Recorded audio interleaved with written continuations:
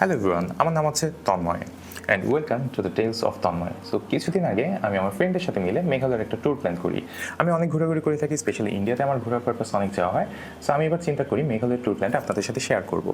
So মেঘালয়তে এবার আমরা first গিয়েছিলাম। আমি অনেকগুলো ব্লগ আর ডকুমেন্টারি দেখে আমরা পুরো 4 থেকে 5 দিনের একটা ট্যুর প্ল্যান করে ফেলি। মেঘালয় বেসিক্যালি 3টা হিল এরিয়াতে বিভক্ত। একটা হচ্ছে গারো, একটা হচ্ছে খাসি, একটা হচ্ছে জয়ন্তী হিলস। গারো হিলসটা টোটালি ডিফারেন্ট একটা পার্ট, আমরা এটা এবার কভার করিনি। ম্যাক্সিমাম টুরিস্টরাই জয়ন্তী আর খাসি হিলসটা কভার করে, আমরাও তাই করেছিলাম। সো আমরা ডে 1, ডে 2, ডে 3 সিরিয়ালি কোন দিন কোথায় কোথায় গিয়েছি, আমাদের অ্যাডভেঞ্চার কেমন ছিল, এক্সাইটমেন্ট কেমন ছিল পুরো জার্নিতে, আর আমরা কতটা উপভোগ করেছি জার্নিটা, সব কিছু আপনাদের সাথে শেয়ার করবো। সো কথা না বাড়িয়ে let's get back to the video. প্রথমে আমরা চলে যাই কমলাপুরে। আমাদের ট্রেন ছিল উপবন এক্সপ্রেস, যেটা রাতের ঠিক 10টায় সিলেটের উদ্দেশ্যে ছেড়ে যায়। আমার সাথে আমার এই ফ্রেন্ডটা ছিল ম্যারিড। সো পুরোটা রাস্তা লিটারেলি আমাকে বিরক্ত করার জন্য আমাকে দেখিয়ে দেখিয়ে ইচ্ছা মতো রোম্যান্স করা শুরু করে। মানে আমি যতবার ওদের দিকে তাকাচ্ছিলাম, ওরা যদি নর্মালিও বসে থাকে আমাকে দেখেই ওরা রোম্যান্স করা শুরু করে দেয়। লিটারেলি পুরোটা রাত ওদের মেন্টাল টর্চার সহ্য করতে হয় আমাকে। তারপর আর কোনো কাজ না পেয়ে আমি ঘুমিয়ে পড়ি। সকালবেলা উঠে যাই ঠিক 6টায় আমাদের ট্রেন সিলেটে পৌঁছে যায়। নেমেই আমরা একটু ফ্রেশ হয়ে নিই, আর এইদিকে আমার ফ্রেন্ড নেমেই ওখানে মেকআপ করা শুরু করে দেয়। ওখানে অনেক সিএনজি ছিল, গাড়ি ছিল। আমরা যেহেতু 3জন ছিলাম, আমাদের জন্য পারফেক্ট ছিল একটা সিএনজি। আমরা ওখান থেকে একটা সিএনজি নিয়ে নিই। সিএনজি ভাড়া নিয়েছিল দামাদামি করার পর, যেহেতু ঈদের সিজন ছিল, আমাদের কাছ থেকে 900 টাকা নিয়েছিল। এরপর সিলেটের অপরূপ সৌন্দর্য উপভোগ করতে করতে আমরা পৌঁছে যাই তামাবিল বর্ডারে। তামাবিল বর্ডারে এসে কাস্টমস ইমিগ্রেশন আমরা পার করি, বাট এর মধ্যে আমাদের ট্রাভেল ট্যাক্সটা দেওয়া হয়নি। তাই আমরা ওখানে একটা সোনালী ব্যাংকের শাখা ছিল, আমি চলে যাই ওই সোনালী ব্যাংকের শাখাতে, ওখানে ট্রাভেল ট্যাক্সটা জমা দিই।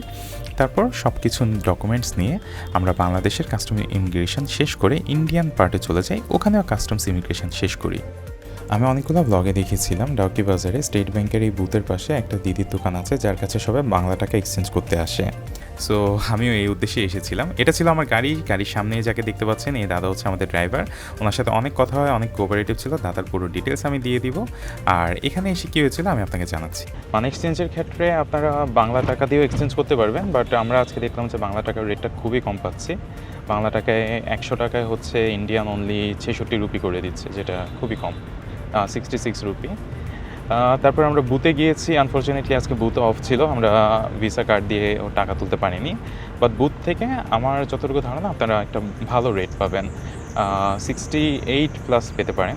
আমি এখনও শিওর না, আমি আবারও একটা বুথ খুঁজছি অন দ্য ওয়েতে। যদি আমি বুথ পেয়ে যাই তাহলে ওখান থেকে আমরা মানে এক্সচেঞ্জ করে নিব। আপাতত 2টো waterfall, Dawki river, Mawlynnong village আর একটা সিঙ্গেল রুট বিচ, ওটাতে যাব।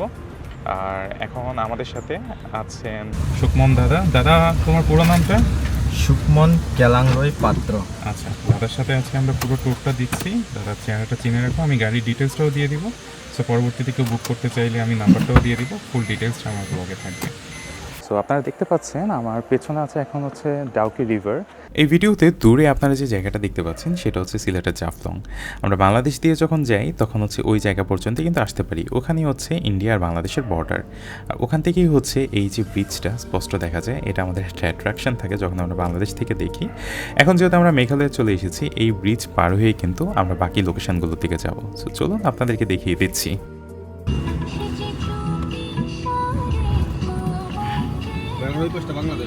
হ্যাঁ, আমাদের ওপারে হচ্ছে বাংলাদেশ। তো আমরা মেঘালয়তে বসেও গাড়িতে ঢাকা এফএম শুনছি। এই যে ওপারটা হচ্ছে বাংলাদেশ, আর এখানে মেঘালয়তে আমরা ইন্ডিয়াতে আছি, বাট স্টিল এখানে বাংলাদেশি। হ্যাঁ, এফএমটা ছেড়ে দিন, সমস্যা নেই। আমরা এখানে ঢাকা এফএম শুনছি এই ইন্ডিয়াতে বসে। বর্ডারে একদম কাছে হওয়ার কারণে বাংলাদেশ এফএম, মানে বাংলাদেশের ঢাকা এফএমটা এখান থেকে শোনা যাচ্ছে।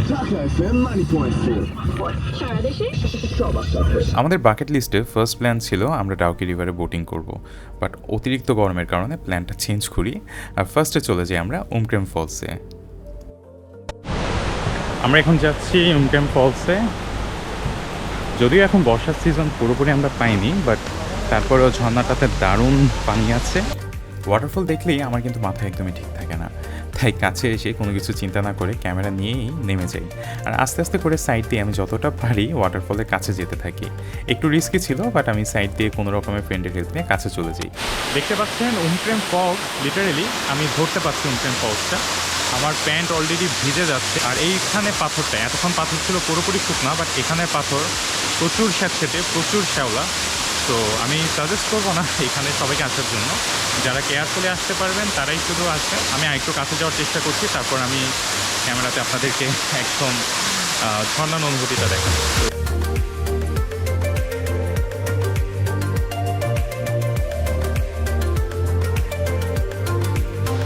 চলুন একটু বিহাইন্ড দ্য সিন দেখে নেওয়া যাক কীভাবে পানিতে না ভিজে আপনারা সাইড দিয়ে উমরান ফলসের একদম কাছে যেতে পারবেন। অলদো এটা রেকমেন্ডেড না, বাট ব্যাপারটা খুবই ফানি ছিল। আমাদের সেকেন্ড ডেস্টিনেশন ছিল বরহিল ফলস। এইটা একটা ব্রিজের উপর থেকে দেখতে হয়। ব্রিজের এক পাশে হচ্ছে বাংলাদেশ, ওই যে দূরে দেখা যাচ্ছে ওইটা হচ্ছে বাংলাদেশ, আর ঠিক অপর পাশে হচ্ছে এই সুন্দর ঝর্ণাটা। এই ঝর্ণায় নামা যায় না জেনে আমার খুবই খুবই খারাপ লাগে, বিকজ ঝর্ণা দেখলে আমার নামতে ইচ্ছা করে। বাই দ্য ওয়ে, ওখানে আমরা অনেক লোকাল বাংলাদেশিদের সাথেও দেখা হয়ে যায়। ওখানে অনেক ট্যুরিস্ট ছিল, তার মধ্যে অনেক বাংলাদেশিও ছিল।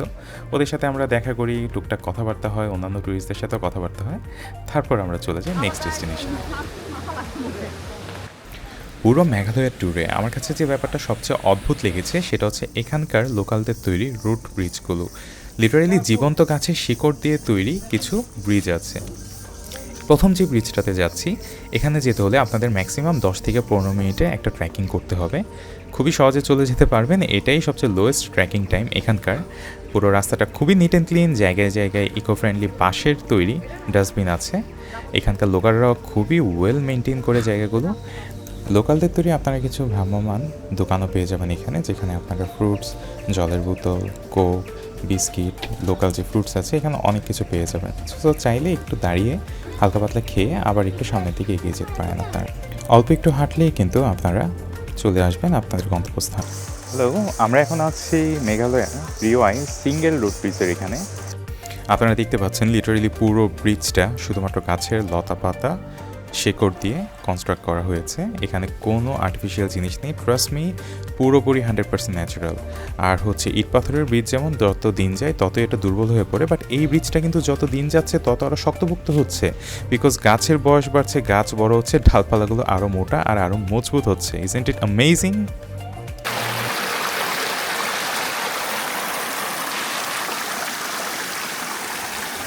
এখানে ব্রিজের নিচ দিয়েই এই দারুণ একটা লেক চলে গিয়েছে। এখানে লিটারেলি আমি বসে ঘন্টার পর ঘন্টা পার করে দিতে পারবো। দারুণ একটা ঝর্ণার সাউন্ড, ছোট ছোট ঝর্ণা এখানে, আর ক্রাউড খুব বেশি ছিল না, তাই খুবই খুবই পিসফুল একটা সময় কাটছিল আমাদের। দারুণ অভিজ্ঞতা ছিল। আর অবশ্যই এখানে যখন হাঁটবেন বি ভেরি ভেরি কেয়ারফুল, যেহেতু আপনাদেরকে পাথরের উপর দিয়ে হাঁটতে হবে। যেখানে আপনার ভেজা শ্যাওলা আছে ওই জায়গাগুলো একটু কেয়ারফুলি হাঁটবেন, বিকজ অনেক স্লিপারি হয়ে যায়। সো এটা হচ্ছে সেই সিঙ্গেল রুট ব্রিজের মানে অপোজিট সাইড দিয়ে আসতে পারবেন না, নিচে দিয়ে আসতে হলে আপনাদের পানির ভেতর দিয়ে আসতে হবে। এখানে স্টেয়ার কেস আছে, এই যে পেছনে দেখতে পাচ্ছেন স্টেয়ার কেস আছে, ওখান দিয়ে হেঁটে নেমে আপনারা ইজিলি এখানে চলে আসতে পারবেন। আর এখানে আসলে আপনারা যেটা দেখতে পারবেন, এই যে ওয়াটারফলটা, যে ওয়াটারফল থেকে এই জলগুলো আসছে এসে এখানে আরেকটা সেকেন্ডের একটা ওয়াটারফলের সৃষ্টি করেছে। এই রোড ব্রিজের নিচ দিয়ে লেকটা এসে এখানেই একটা ওয়াটারফল তৈরি করেছে, আর সামনের দিকে জঙ্গলের ভিতরে ঢুকে গিয়েছে।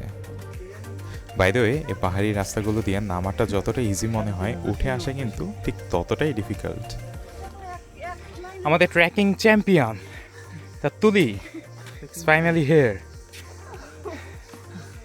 আর মেহেদি উঠে অলরেডি হাঁপাচ্ছে।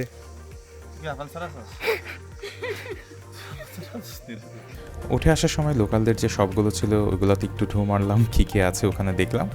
সবচেয়ে ইন্টারেস্টিং যেটা আমার কাছে লেগেছে, ওখানে পাহাড়ি অনেক ধরনের ফল ছিল। এই যে দিদিটা দেখতে পাচ্ছেন, দিদিকে বলার পর আমাকে একটা একটা করে সবগুলো দেখালো, সবগুলোর নাম বললো। আর আমি মোটামুটি এখানে সব কিছুই টেস্ট করেছি, যেগুলো আমার কাছে একটু ডিফারেন্ট মনে হয়েছে। মানে আমাদের বাংলাদেশে যেগুলো পাওয়া যায় না, অলমোস্ট সব আমি এখানে ট্রাই করেছি। লেমন হ্যাঁ না? সো এখানে একটা ফ্রুটস পাওয়া যায়, এখানে হচ্ছে পাহাড়িদের ফ্রুটস। এটার আমি কয়েকটা ফ্রুটস এখানে ট্রাই করবো, যেগুলো আমাদের মানে বাঙালিদের কাছে নেটিভ না, সো একটু ডিফারেন্ট। দেখে ফার্স্টে আমাদের মনে হয়েছিল বেবি করলার মতো। সো আমি একটু ফ্রুটসটা দেখাই ভালো করে। এটা হচ্ছে ওরা লেমন বলে এটাকে। আমি ফার্স্ট টাইম দেখেছি, আগে দেখিনি। আমরা খুবই কনফিউজ ছিলাম এটা আসলে খেতে কেমন হবে। তো ওরা হিন্দিতে বলে খাট্টা, মানে হিন্দিও না এখানকার ল্যাঙ্গুয়েজ, বাট ওরা বলছিল বারবার এটা খাট্টা হবে। খাট্টা মিন্স খুবই টক। সো আমি অলরেডি খেয়েছি, এটা আসলে অতিরিক্ত পরিমাণে টক, বাট খেতে খুবই মজা। একটা ডিফারেন্ট টাইপের একটা ফিল পাবেন। আমি একটু খেয়ে দেখাচ্ছি।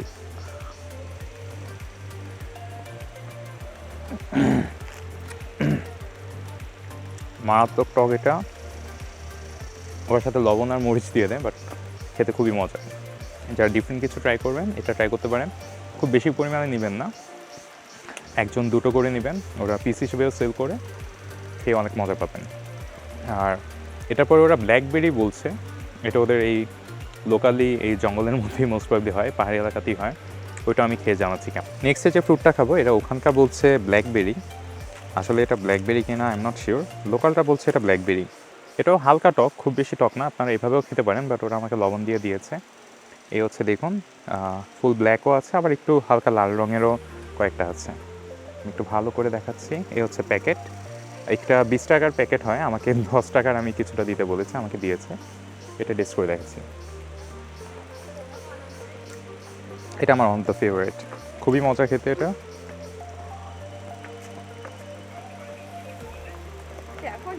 খুবই মজা, খুবই মজা। আমি এই নিয়ে হয়তো 3 প্যাকেট খাচ্ছি এটা, খুবই মজা। আর এটা যখন আপনি স্কুইজ করবেন ব্লাডের মতো এটা থেকে রস বেরোবে। বাট ট্রাস্ট মি, এটা মাস্ট ট্রাই। ওইটা যারা বেশি টক খেতে পারেন না ওইটা খাওয়া লাগবে না, but this is a must try. মানে খুবই মজা, আমরা সবাই খেয়েছি। আমার যে ফ্রেন্ড ভিডিও করছে ও ছাড়া সবারই এটা ভালো লেগেছে। খুবই মজা এটা। So this is a must try thing. এখানে আসলে এটা অবশ্যই ট্রাই করবেন। বাদ বাকি আরও পাহাড়ি কলা আছে, শশা টশা আছে, ওগুলো আমি খাইনি। এই দুটো ডিফারেন্ট লেগেছে তাই খেয়ে ট্রাই করেছি। সো আমার পক্ষ থেকে ব্ল্যাকবেরি মাস্ট ট্রাই। ফ্রেন্ড এই ফলটা ট্রাই করবে, ওর কাছেই একমাত্র এটা ভালো লাগেনি বলেছিল। সো এখন সে এটা খেয়ে ওর একটা এক্সপ্রেশন দিবে ওর কাছে কেমন লেগেছে। সো মেহেদি, ফলটা কেমন? মিথ্যা এক্সপ্রেশন দিবি না, একটু আগে বললে এটা ভালো লাগেনি। আমার ভালো লাগেনি বলিনি, এটা মিথ্যা কথা। আমি বলছি যে এটা মজা, ওই আগে যেটা খাওয়া হয়েছে ওইটা মজা না, ওটা খুবই টক, খুবই জঘন্য একটা। যারা টক লাভার তাদের কাছে খুবই ভালো লাগবে, বাট এটা সবার জন্য। তুলি, ও একটু আগে বলছে না ব্ল্যাকবেরিটা মজা না শুরুতে? এটা মজা না, বাট আমি মাত্র ওইটা ট্রাই করলাম, খাওয়ার পরে আমি এতগুলো লবণ নিয়ে বসি, এত টক আমার। আর ব্ল্যাকবেরি না, ওই লেমনটা খুবই টক। লাঞ্চ করার মতো দাঁতের অবস্থা নেই। এরপরই আমরা চলে এসেছিলাম আমাদের আজকের লাস্ট স্টপ, যেটা হচ্ছে মাওলিং ভিলেজ, এশিয়ার সবচেয়ে পরিষ্কার গ্রাম। এখানে এসেই সবার আগে আমরা এখানের এন্ট্রেন্স একটা হোটেল ছিল, ওখানে ঢুকে যাই খাওয়া দাওয়া করার জন্য। আমি নিয়েছিলাম একটা রুটি থালি, আমার ফ্রেন্ড নিয়েছিল এগ প্ল্যাটার, আর আমার আরেকজন ফ্রেন্ড নিয়েছিল একটা ফিশ প্ল্যাটার। আমি ভেজিটেরিয়ান, সো আমি রুটি থালি নিয়েছি এমনিতেও, জার্নিতে আমি একটু লাইট খাওয়া দাওয়া পছন্দ করি।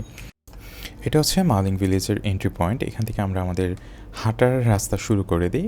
বাই দ্য মালিং ভিলেজে যখন আপনারা আসবেন এখানে একটা এন্ট্রি ফি আছে, মোস্ট প্রবাবলি 100 বা 150 রুপি রেখেছিল। এখানে হচ্ছে গাড়ি পার্কিং সহ এন্ট্রি ফিটা নেওয়া হয়। এন্ট্রি ফিটা কেন নেওয়া হচ্ছে? কারণ এই পুরো গ্রামটাতে অনেক ট্যুরিস্টরা আসে, এবং এই যে গ্রামবাসীরা আছে বা ওইখানে মেনটেন্যান্সের জন্য যারা আছে, পুরো গ্রামটা একদম নিট অ্যান্ড ক্লিন রাখে। আপনারা আমার ভিডিওতে একদম ক্লিয়ারলি বুঝতে পারবেন কতটা নিট অ্যান্ড ক্লিন ওরা রাখে। জায়গায় জায়গায় এরকম ইকো ফ্রেন্ডলি ডাস্টবিন রাখা আছে। যারা ট্যুরিস্টরা আসছেন ওরাও অলমোস্ট সবাই খুবই মেনটেন করছে যেন অপরিষ্কার কোথাও না হয়। গ্রামটা একদমই ছবির মতো করে সাজানো। আমরা হাঁটছিলাম আর দুপাশে দেখছিলাম, দুপাশে প্রচুর গাছগাছালি, আর এটাকে বলা হয় গডস ওন গার্ডেন। সৃষ্টিকর্তার নিজের হাতের তৈরি একটা বাগান যেন হচ্ছে এই গ্রামটা। আমি যতই সামনের দিকে এগিয়ে যাচ্ছিলাম একটা ব্যাপার কিন্তু আমার বারবার চোখে পড়ছিল। এখানে অনেক মেনটেন্যান্সের লোক আছে যারা ট্যুরিস্টদের ফেলে যাওয়া ছোটোখাটো ময়লাগুলা দেখা মাত্রই তুলে নিচ্ছিল যেন গ্রামটা একদম নিট অ্যান্ড ক্লিন থাকে। আর অনেকে বা ওই যে দেখতে পাচ্ছেন ট্যুরিস্টদের জন্য কিছু রেস্টিং প্লেস আছে, এগুলোও ইকো ফ্রেন্ডলি হতে বাঁশের তৈরি, ওইগুলো বানানোর কাজ করছিল। কেউ আবার অন্যান্য কাজ করছিল, মানে একদমই ভালো মেনটেন ছিল। দেখে ইচ্ছা করছিল এই গ্রামটাতে থেকে যাই পার্মানেন্টলি। আর একটু সামনে যেতে একটা মজার জিনিস চোখে পড়ে, কাঁঠাল গাছের উপর বাঁশের একটা ব্রিজ বানিয়েছে আর ওইটার নাম দিয়েছে স্কাই ভিউ। উপরে উঠলে গ্রামটা একটু স্পষ্টভাবে আপনারা চারিদিক দেখে নিতে পারবেন।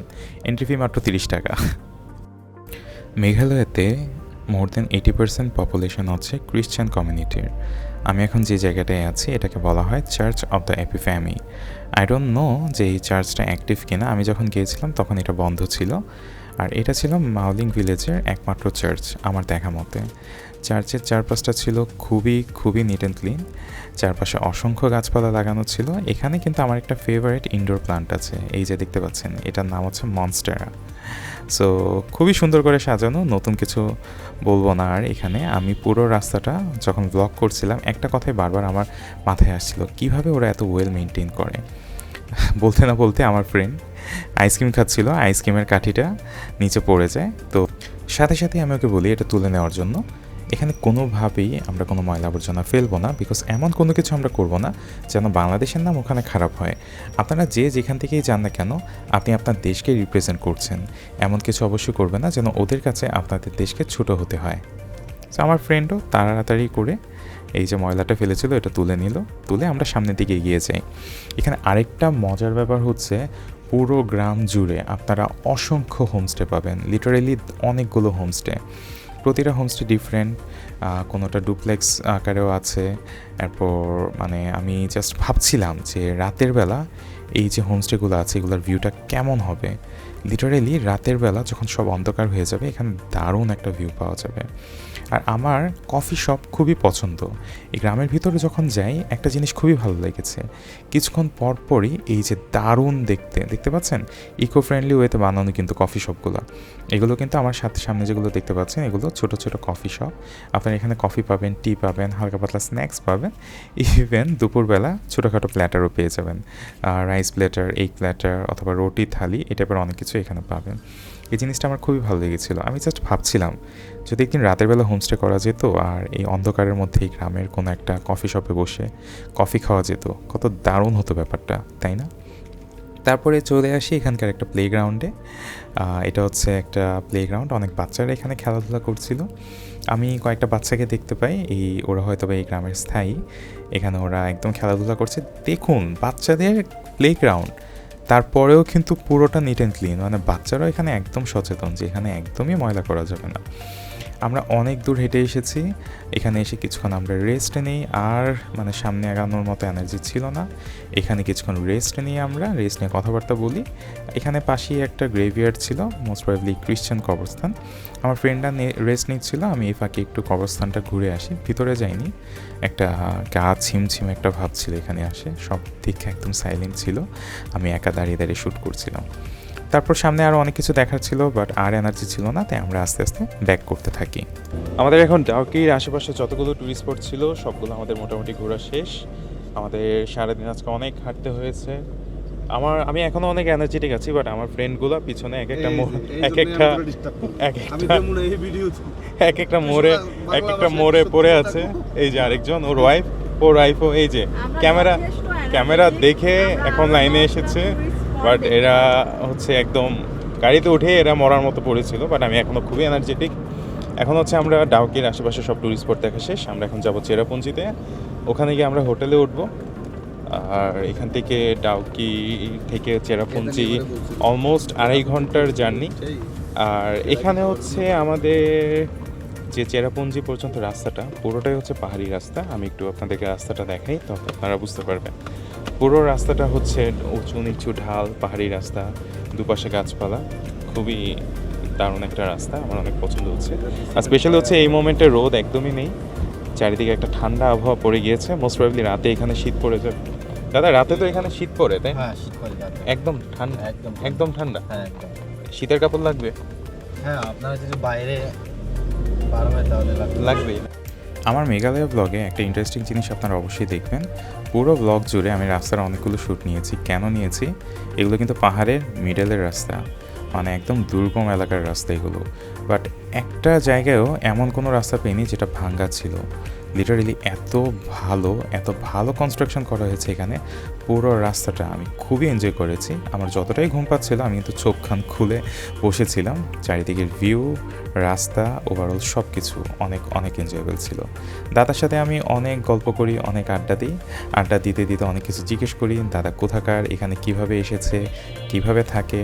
যেহেতু দাদা মানে আমার কাছে বাঙালি মনে হয়েছে, আর এখানে যেহেতু খ্রিশ্চান কমিউনিটি বেশি ছিল, তাই আমি অনেক কিছু ওনাকে জিজ্ঞেস করি, কিভাবে এসেছে, কারা থাকে, কোথায় থাকে, এগুলো নিয়ে অনেক ডিটেলস ওনার সাথে আমার কথা হয়। আরেকটা ব্যাপার আপনাদেরকে বলে রাখি, আমরা মেঘালয়ে ফার্স্ট টাইম এসেছিলাম, একটা জিনিস আমাদের খুবই প্যারা দেয়, সেটা হচ্ছে আমরা যখন বর্ডার ক্রস করি আমরা গাড়ি খুঁজে পাচ্ছিলাম না, রোদের মধ্যে আমাদেরকে অনেকটা হেঁটে রাউকি বাজারের কাছাকাছি যে গাড়ি নিতে হয়।